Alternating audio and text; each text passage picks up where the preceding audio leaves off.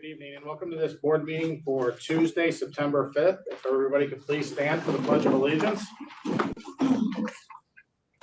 Allegiance to the flag of the United States of America and to the republic for which it stands, one nation, under God, indivisible, with liberty and justice for all.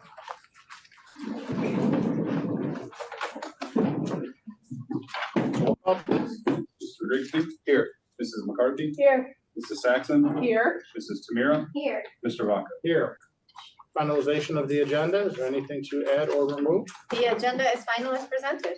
Thank you. We'll move right into the superintendent and treasurer's report. Awesome. So we have a couple of updates for you tonight.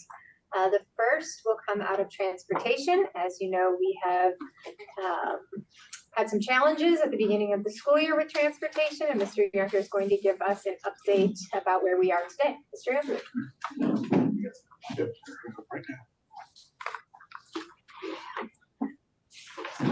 Good evening. As Superintendent Caserio mentioned, and as we've talked about several times leading up to the start of the school year, the transportation component of the district is kind of one of the bigger hurdles we face at the beginning of the school year, and this year probably more so than any other time.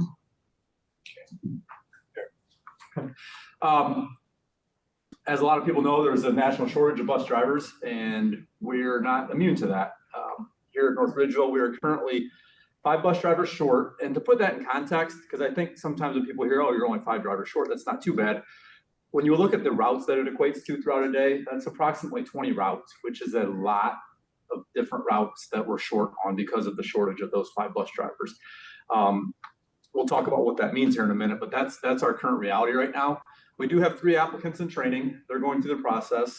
That does take a number of weeks, so it's not like they can apply for a job, we can interview them tomorrow, and they can start on Thursday. That's with the transportation component and need to become licensed. That is something that there's a process to it, and it takes a little bit of time. There's limited substitutes available. You know, that pool of substitute bus drivers are the same pool that every other district are trying to pull from and get them to come drive for them. So it's not like we have this plethora of people that we can pick from when our drivers are out or when we're short, and things of that nature. We have made some recruiting efforts as part of the negotiated contract. Each of the past 2 years, we've raised the hourly rate, $1 an hour for our bus drivers. We pay for their trainings. We work with them in any way that we possibly can to try and get them into our doors and drive buses for us. You know, we think it's a great place, and once they're here, they like it. It's just getting them in the door to want to be here for us. So what that means for us, okay, so, you know, we all hear this doubling up of the routes. What does that mean? It means just that. So we will have drivers that leave the bus garage at 6 o'clock in the morning, go out and do a run. They'll come and drop the kids off. Let's use the academic center, for example. They'll come drop them off at the academic center.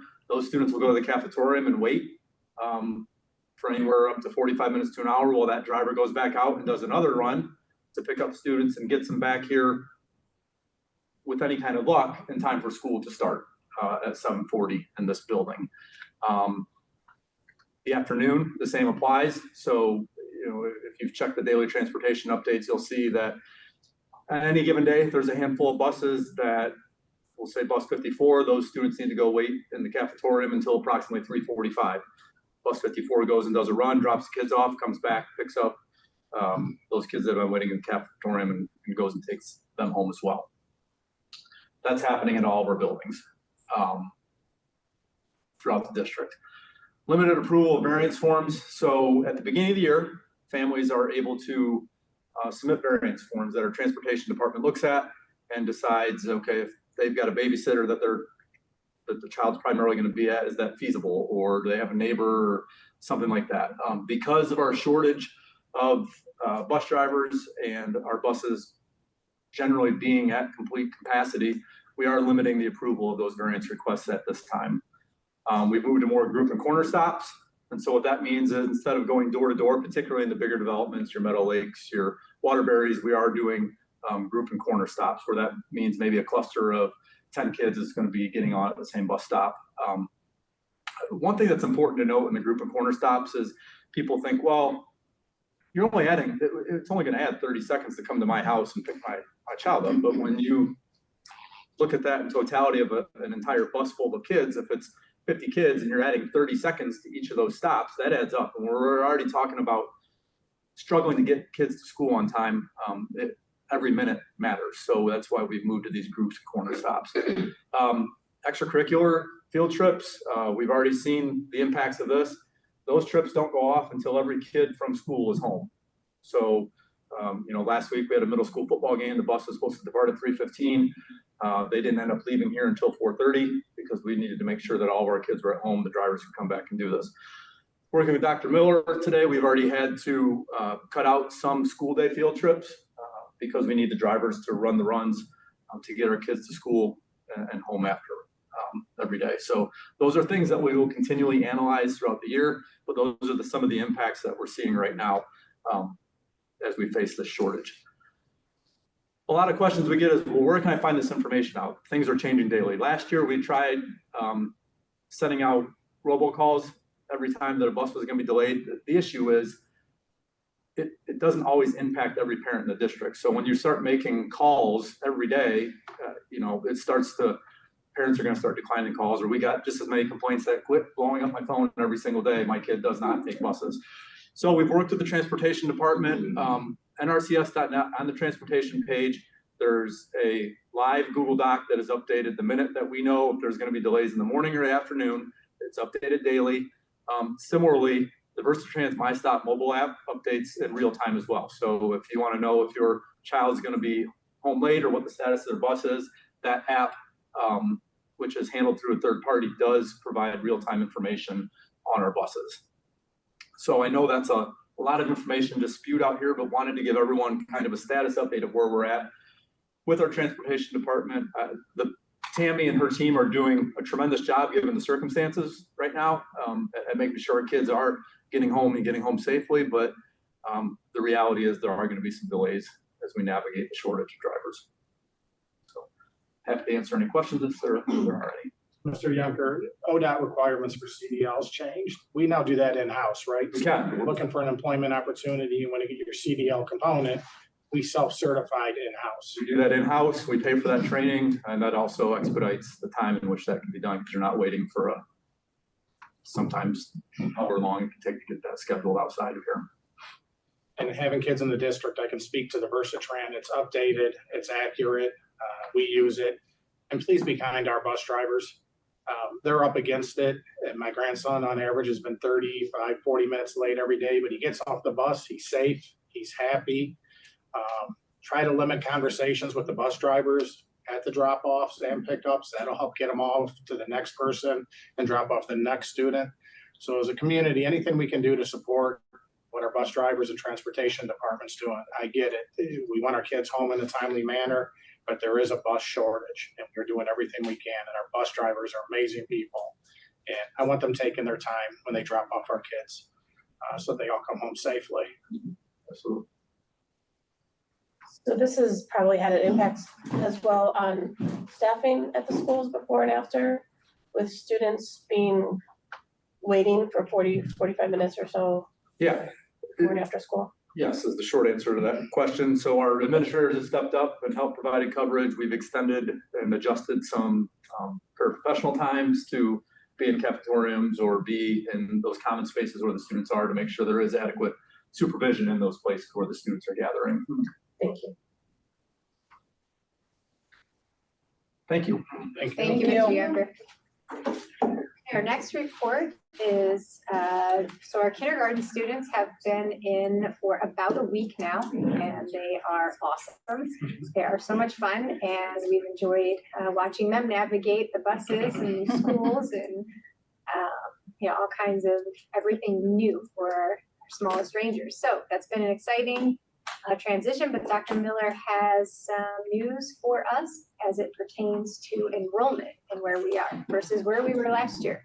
Dr. Miller. Thank you. So I know that there were a lot of questions because we were forced to do things a little bit different this year and having that cap on full day. So I just wanted to give you an update of where we are with numbers currently. So at this time last year, we had 290 students total in kindergarten. And as of right now, we have 314. So the full breakdown is 200 full day, 64 a.m. and 50 p.m. And just to give you, an idea of where this may be headed, last year, again, we started with 290. By December, we were at 323 with 241 in full day, 38 in AM and 44 in PM. So we are seeing that shift from the full day to the AM and PM. And we're actually a little higher than we were and projected to be a little higher than we were last year. So we are pretty full. Really need some Fonda votes here because, would really help. How is that impacting our class size for kindergarten? The full day are pretty well situated right now with the 20 or the 200 students total. We anticipated that. The AM and PM are still a little less than what they had been, not last year. Last year's numbers were really low, so we really got to focus in on those kids. It was really great. But they're closer to where they had been pre-COVID. So we still have some room at the end. Not tons. Getting full. Any questions? Thank you. Thank you. Thank you, Dr. Miller. Thank you. That concludes the superintendent's report. Awesome. So announcements, is there any announcements this evening? Mr. Vaca, if I may, I would like to just mention some upcoming dates. Of course.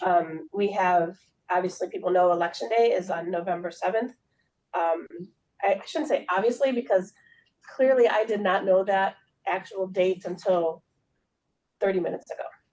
But now that I know it, I want to share it with everybody else. So Tuesday, Election Day, November 7th, deadline for voter registration. If you are a resident who has not registered to vote here in North Ridgeville, maybe you're turning 18 before November 7th, or you just moved to North Ridgeville, or you haven't been privileged enough to vote in the past, you can register to vote by October 10th.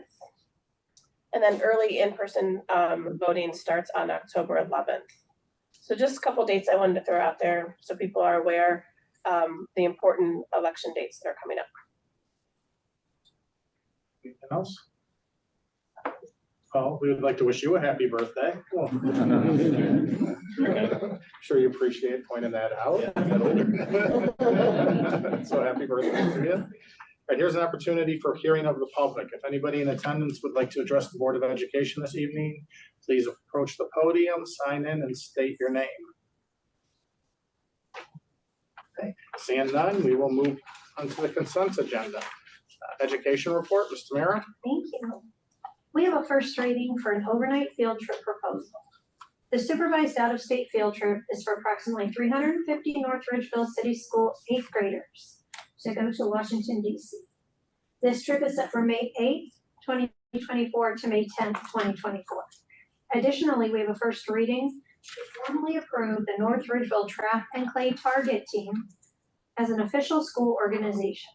This formal recognition will place the group under the school's umbrella of programs and allow for the activity to be covered under the district's insurance. The second reading and consideration for approval of these items will be on our September 19th agenda, that meeting. Communications report, Mr. Brigsby. Yes, sir. It is recommended that the Board of Education accept the following gifts with appreciation. A donation of $750 donated by the North Ridgeville Athletic Boosters to the high school soccer team to purchase goalie uniforms. A donation of $3,635 donated by the North Ridgeville Athletic Boosters to the high school boys basketball team to purchase team uniforms. A donation of $1,075 donated by the North Ridgeville Athletic Boosters to the high school team, football team to purchase a breakaway banner. A donation of $154 donated by the North Ridgeville Athletic Boosters to the middle school cheerleading team purchasing uniforms. Multiple miscellaneous sensory items were donated by the We Care Closet to North Ridgeville City Schools intensive needs classrooms. 2 Guardians baseball tickets and 2 Cavs basketball tickets were donated by Mr. Chuck Maurer to the Academic Center PBIS program. And we, of course, thank our community for the tremendous support of our schools and students. Thank you. Human Resources report, Ms. Saxon. Yes, we have a number of items in the Human Resources report. 7 NREA supplemental contracts, 1 non-NREA supplemental contract, 7 certified staff adjustments, 1 supervisor leave of absence, 1 certified staff resignation. This is the first reading for these items. Second reading and consideration for approval will be at the September 19th regular meeting. This concludes the human resource report. I could get you to continue, Ms. Saxon. Yes. So we have a few other items to consider tonight under the human resources report. 5 support staff appointments, 1 NREA supplemental contract, 2 support staff adjustments, 9 support staff resignations. I move to approve the human resources report in 1 reading. Second.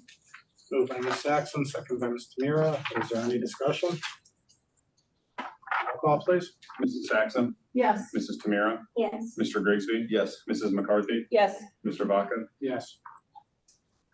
It is recommended that the Board of Education enter into executive session to discuss the appointment, employment, dismissal, discipline, promotion, demotion, compensation of public employees, and matters related to negotiations of public employees.